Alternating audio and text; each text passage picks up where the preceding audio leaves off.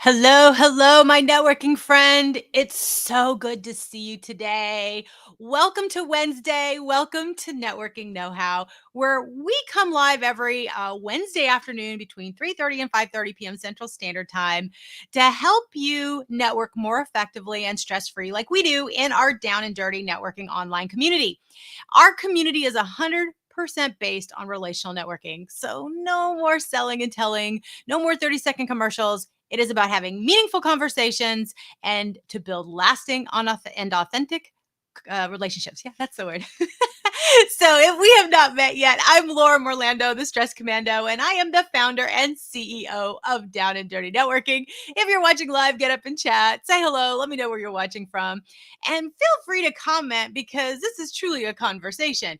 And if you're watching on replay, please join the conversation too. I do look back at all of the comments and engage and would love to hear your feedback because today I've got a really great episode for you that's very timely. A couple of my friends had posted about this. I had already planned to talk about this week. So I felt like, okay, everything is lining up for me to share this really important topic.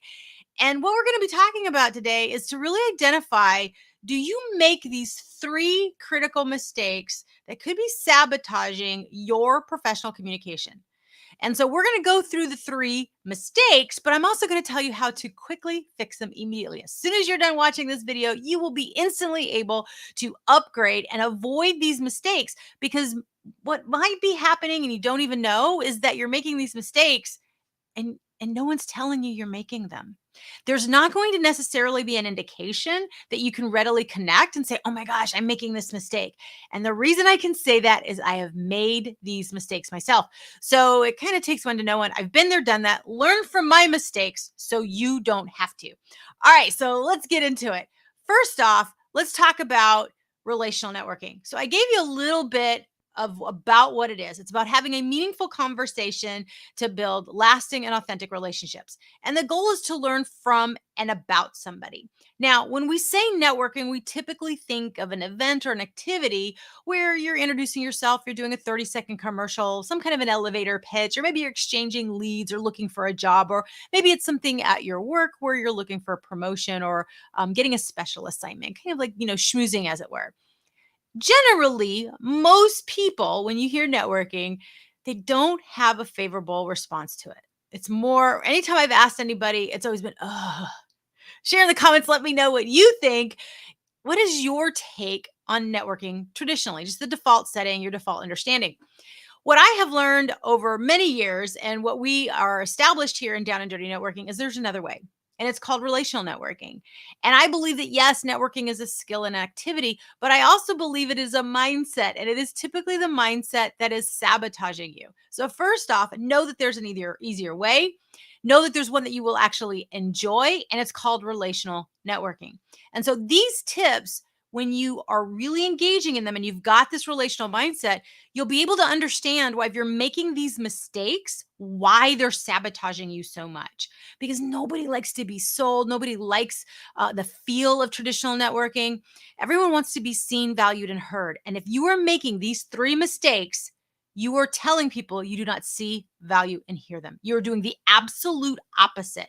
And I know that there is nobody out there that wants to be seen that way. So let's kind of dive into them. So first up, the first mistake, let me know if you've made this, if you feel brave enough to admit this. I see people watching live. Hey, thanks for watching. Get up and chat. All right, so the first mistake is telling and selling. And what I mean by this is you keep talking and talking and talking and talking, and it is a one-way conversation.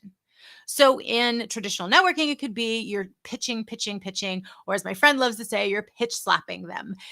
It could be that. But it could also be you're having what you think is a wonderful conversation, but the only one doing the talking is you. If you are doing more telling, you're selling your ideas, you're selling people about you, but you also might be pitching them. So when I say selling and telling, it's not necessarily a sales pitch, but it could be. The idea here is to make sure it is an actual two-way conversation. And the easiest way to be able to solve the talking and the over talking, or if you're like me, you get nervous and you're an introvert and you keep talking to fill silence, the easiest way to solve this mistake is to ask questions. Now, here at Down and Dirty Networking, one of our core values is talk less, question more. Questions show that you care about and are interested in the person you're talking to. Now, when I'm saying questions, I'm not talking the how are you, superficial, small talk questions that are about the weather and all these other things. No, not that at all. My mentor, Jen Gottlieb, her book, Be Seen, she's got a tip where she says, be more interested than interesting. And I love that. I love that. And that's exactly the point. You want to ask open ended questions that go deeper. So, one of the ways to avoid this over talking, if you happen to be nervous, is walk in to the room, the activity, the cubicle, the office, or maybe you're meeting someone for lunch, or maybe it's with family members. Doesn't matter. This works personally and professionally, but definitely professionally. Treat everyone like they're your best friend and jump right into a meaningful conversation. The best conversation, I've shared it often, is to be able to say, what's the best thing that's happened to you recently? It's a great question. Amanda Gore shared this question years ago at a workshop that I was at. I was at a conference where she was one of the keynote speakers. And I have used and leaned on this question so many times because it's so good.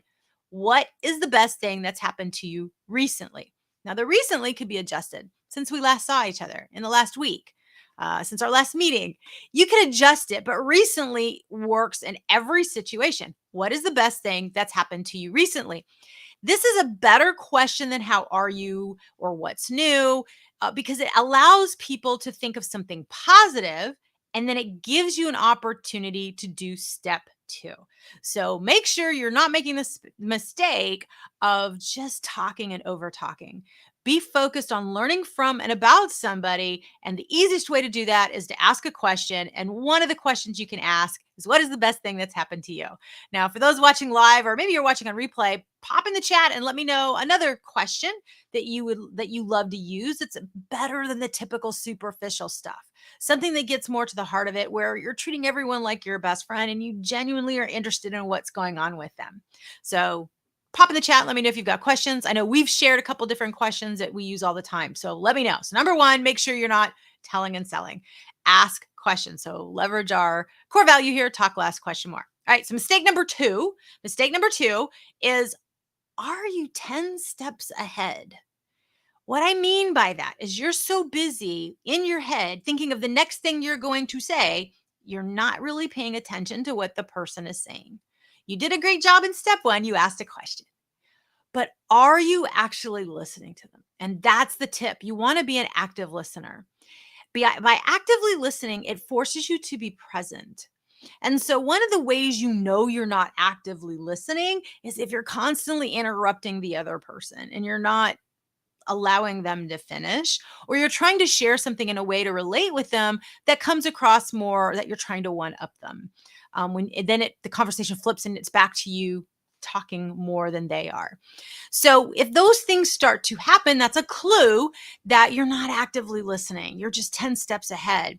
And generally, if you are 10 steps ahead in your head, it's all over your face and your eyes. The person talking to you can tell you are not there. You're mentally somewhere else. They don't know where you are, but you are 10 steps ahead of what you're going to say next. And so this is a mistake that actually sabotages you, because the person doesn't feel like they're being valued. They're going to cut their answer off and they're going to keep moving on, or they'll move on to another conversation, or they'll abruptly end it. So you want to make sure you stay present and actively listening. And when you're engaging in active listening, here's something they said: ask a follow-up question. So if you did step number one and you asked what's the best thing that happened to you this past week or recently, whatever the answer is, the great next thing to say is, well, tell me more. Oh my gosh, this is fantastic. Tell me more. And now you've dove deeper, and now you can pull out things that they've said, or how did you get into that? And think about, while they're talking, listen to something and key in on it, and then ask a deeper question. This is the best way to create real connectiveness, because everybody likes to talk about themselves. They like to finish what they're saying. Now, full disclosure, so just as a bonus side note, with what I experience health wise, it's very easy for things to fall out of my head. So I have a great question, or you're saying something where there's maybe kind of an ask that you're struggling with something or what have you, and I can tell that I need to say something about that before that disappears. It's great value that I want to give to you, because giving value in a conversation is always very helpful. And so sometimes I can get into a conversation, but the way things operate in my brain, it can fall out of my head and I never get it back. And so if there's an appropriate time, I say, listen, forgive my interruption, but something popped in my head. And before it falls out, may I share? Sometimes I'll say yes, and then I share it. I'm like, listen, I know that was very rude. I just wanted to share that. I hope that was helpful. Most times when I'm giving something of value or sharing a tip, not sharing a side story or an anecdote, or no, where I'm really giving a resource because it's based on what they said, it's well received. And so most people will understand that, and they're like, and they'll do it back to me. They'll say, hey, before this falls out of my head, I'm like, oh yes, please. So I give people permission and grace when they've extended it to me, especially with what I experience cognitively. Things will fall out of my head, my words will get dropped. And so I usually just apologize for that up front. Say, hey, forgive me, this is how things work these days. But I really just wanted to share something. Would it be okay? And so notice what I'm doing. I'm stating a fact. I'm kind of letting them know this is how it is. I'm really not interrupting you to just simply be rude. I want to make sure I give this value to you before it's completely lost out of my head. And so if you're that person and you feel like your brain's bouncing all over the place like a pinball in a pinball machine, sometimes that's how mine is. And then all of a sudden, poof, it's out of the ether and it's gone. You can always ask a question, say, hey, forgive me. I want to share this with you before it falls out of my head. Would that be okay? But be okay if they say, no, I wanted to finish this. Oh, by all means, you let them go. And if it falls out of your head, which I've had that happen, I say, you know what? It fell out of my head. Never mind. It must not have been important. And you keep moving on. So you still get to be authentically you. You get to still be genuinely you. But when you're being genuine, you're caring about the other person. And that's why in those situations where you do want to interrupt, you're interrupting to provide value, not interrupting to tell an additional story about yourself or anything that would be more of a relatable topic. Those are really indicators and clues that you want to hold on to that until later, until they reciprocate and ask you, to where it truly then becomes a two-way conversation. So, tip number one, stop the telling and selling, talk less, question more, leverage questions. Number two, make sure you're not 10 steps ahead in your head in the conversation. Stay present and make sure you're engaging in active listening, and keep asking follow up questions or provide value, so that you're really enjoying the conversation with somebody else. All right. So, mistake number three, this is a common one, and there's a different way this would translate whether you're talking to someone in person or you're talking to someone even on the phone or digitally. So maybe you're seeing someone on a Zoom, like you might be seeing me here on a screen. It would kind of represent more of a Zoom or any kind of online meeting. You have to be careful about if you are coming across as distracted. And you might not be distracted, but are you coming across as distracted? Are you coming across as if your energy is really low? And maybe your energy actually is low. So the thing that you have to focus on is, what's my energy and how am I coming across to this other person? So the word that I wanted to say as I was sharing this with you fell out of my head. I looked down at my notes. My brain's been struggling today, so I wrote me a little quick notes in case that happened. So as I looked down, you might have thought I looked distracted. So it just kind of worked out that I had to look down. There's a perfect example. I was actually doing something to stay present, to stay in the conversation. But from your perspective, it might be that I was looking distracted. Maybe you think I'm looking down at my phone and you don't realize I'm looking at my little note so that I have what I need.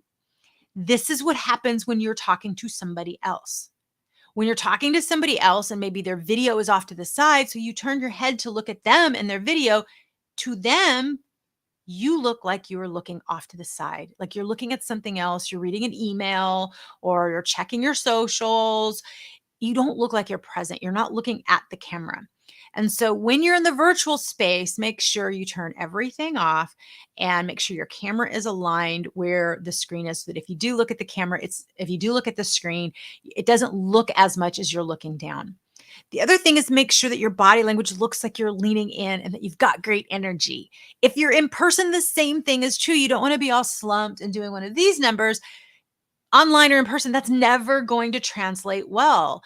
And your energy is tied to your body language. They're the same type of thing. And so if your body language shrinks, your energy shrinks. So if you want energy to be positive, if you want it to be something that's pleasing and attractive and memorable in a good way, then you definitely want to make sure your body language is also very powerful and positive. There's a reason why people tell you to stand in the Wonder Woman pose with your hands at your hip, because it exudes energy and confidence. And there's all kinds of studies that share that. So make sure that before you go to have a conversation with somebody, you power up. Now, to my introverts out here, if you're an introvert listening, we really need to power up even more, because in a setting where we're talking to people, or we're in an event where there's a bunch of people, that could be a huge energy expense for us. But here's the good news. If you power up as an introvert, you're asking questions and you're actively listening, you're actually tapping into your superpower of having a more meaningful conversation. And because you're not having to do a lot of the talking because you're asking questions, it saves and conserves your energy. Now, extroverts, this is great because people are going to love talking to you. They're going to think that you're the greatest conversationalist. And even in Jen's book, she gives an example of this where she didn't say anything at all and she got that comment. I've had this happen many times where people will say this to me, and it just so happened it was a conversation I really didn't say a whole lot. Now, I'm a talker, so I have to temper that a little bit and make sure that I'm giving people my energy. There is that contagious, because that's definitely what is expected. It's who I am authentically. Your energy level may be different. You may be more thoughtful. You may be more sympathetic. Whatever is authentically you, be that. But make sure your energy is at your 100%, whatever that is. Energy doesn't mean like it's high or it's hyper. It doesn't mean that. But for you, where you are most powered up and where are you showing up the most authentically yourself? That's what makes a difference. Are you smiling? Are you frowning? Are you looking at your phone? Are you scanning the room? Are you, hey, oh, come over here? It, those things tell the person you're talking to they don't matter. And that is generally not a message that you want to give people. So, when you're trying to connect, especially in a professional manner, and you want to raise your reputational capital and have a reputation of seeing value and hearing others, a reputation of making people feel like they matter when they talk to you, a reputation where they're like, I always feel better after I've spoken with you, then mining these three tips and making sure you don't make these three mistakes will absolutely get you there. In a professional space, you may not get the promotion. You might not get the job offer. You might not get the special assignment, and you're never going to know why. And why this is because you're sabotaging yourself and you don't even know it. I can't tell you how many times I've sat on meetings. They were professional, they were with opportunities galore, and people were doing this on the Zoom. No, make sure you're showing that you're showing up powerfully and you're going to show that you respect the person that you're talking to. It's really a matter of respect. So your energy and body language absolutely matter in the way that you come across. So make sure you mind that. So just to recap, the three mistakes and the tips that you want to do, make sure that you're not telling and selling. Don't be an over talker. Focus on leveraging open-ended questions and our core value here at Down and Dirty Networking to talk less and question more. Make sure you're not 10 steps ahead. Make sure that you are active listening by asking more questions and giving value to whatever they said in the initial questions that you asked. And then make sure that you are minding your energy and your body language. Make sure that you are showing up in a way that matches the way you want to be known. Most times it's not. If you ever want to check it out and you're on an online event, record it and watch yourself back to see how you come across. You might be like pleasantly surprised and go, yay, I'm nailing it. Or you might be, oh my gosh, I didn't even realize that was an issue. I didn't realize I was doing that. Or what was I doing there? I look so distracted. So these things in the virtual space, we can absolutely record. In the in-person, it's a little bit different. Making sure you're making that eye contact, making sure that you're giving firm handshakes to those when it's appropriate, and respecting everyone's space and time. Your body language, your energy, the questions, the active listening, it all matters. And it is what will absolutely skyrocket your reputational capital. It'll make you enjoy actually any conversation that you have, whether it's networking or professional or even personal. And you will build relationship capital with people because every time you're connecting with someone that you want to build an authentic and lasting relationship with, it's a meaningful conversation. And so you're absolutely investing in increasing your relationship capital in addition to your reputational capital. So your relationship capital and your reputational capital. So just know that by just mining these three mistakes, making sure you don't make them, and leveraging the tips that I gave you solves all of that for you and can absolutely be the game changer to skyrocket your career and your enjoyment of conversations. So thank you guys for still watching. I see some folks still watching. Let me know which tip was most helpful to you, number one, two, or three.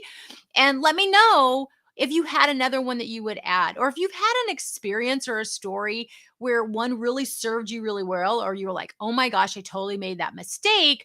Let me know. We could continue the conversation. Just know that as long as you're being authentic and genuine, everybody will give you grace and it will not sabotage you. But when you're being unintentional and you're just kind of going through things, that's where things get really tricky. So be intentional, focus on these three tips, and I cannot wait to hear from you. Now, if you found this tip helpful, go ahead and tag a friend, share it, give us a thumbs up. That would be awesome to let us know what you think about this. But also, if you need more tips, if you're like, Laura, this was really great, but I really could use some more tips. I'm more interested in the relational networking as it applies to traditional networking activities. Great. I'd love for you to head over to the Down and Dirty Networking YouTube channel where we've got curated playlists with tips for you to find exactly what you're looking for. If you're an introvert looking on networking tips, I've got a video over there. If you're a student or maybe you're in transition or a job seeker, you've got videos over there for you as well. So go ahead and check out the YouTube channel for Down and Dirty Networking. And I'll make sure to put the link once we get done with the video so you can go check that out. The other thing is make sure to like our Facebook and LinkedIn pages. So that's the Down and Dirty Networking Facebook and LinkedIn pages. We post different content all throughout the week that are tips. We just dropped a really great article on LinkedIn and Facebook today that will help you make sure that you are, there's some other tips that we're giving and some mistakes you want to make sure you're not avoiding. So it's definitely an add-on and a bonus to what we talked about here today. So head on over to the Facebook and LinkedIn pages for Down and Dirty Networking and check those out. And then every Wednesday afternoon, sometime between 3:30 and 5:30 p.m. Central Standard Time, I go live for another episode of Networking Know-How. And we share a tip like this, like we just did, different tips and sometimes interviews so that you can network more stress-free. And I'm super excited. I've already got an interview lined up for July. So you're going to want to stay tuned for that. Can't believe that next week starts July. So make sure to tune in every Wednesday and especially in July so you can, on the next two July Wednesdays, because you're going to be able to catch an interview coming up soon in the next 2 weeks. All right. Let me know if there's a particular tip or question you'd like for us to cover. I'm always open to different tips. I know my members in our community often give us the tips and it's the inspiration. But I really appreciate you. Thank you so much for watching. And until I see you next Wednesday, happy networking. Bye for now.